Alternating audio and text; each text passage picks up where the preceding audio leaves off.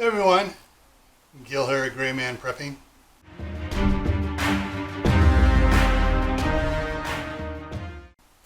Now, I'm trying to think, was it 2 weeks ago, 3 weeks ago?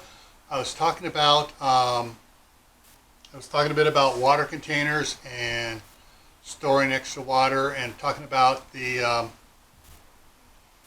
I actually did the little experiment with the two 1 gallon jugs. I filled up fresh and I ran it overnight on high speed, and you can see the bubbles collecting at the top and everything else.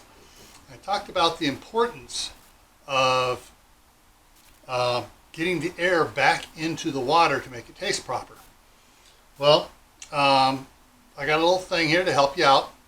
Now, one of the things I've always talked about is, yeah, you get one of those little aquarium oxygen pumps or air pumps, one of the stones.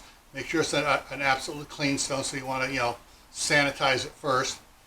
And then you drop it down into the bottom of the container and turn on the pump, air pump, and it bubbles and bubbles and bubbles, and it aerates the water. Problem is, what happens if the power's out? Well, that's what I got down here, something for you. Our oldest grandson has autism and likes to fixate on things, like bubbles. So, green is his favorite color. I added some green watercoloring to this bottle.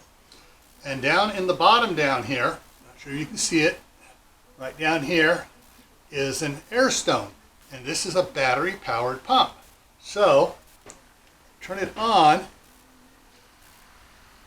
See, you can see the air bubbles coming up now.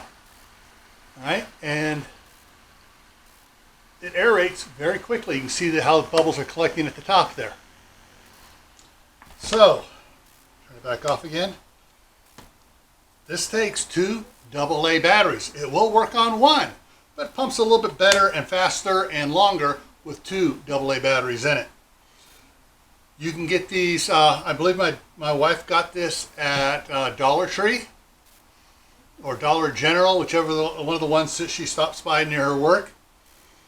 And so, inexpensive.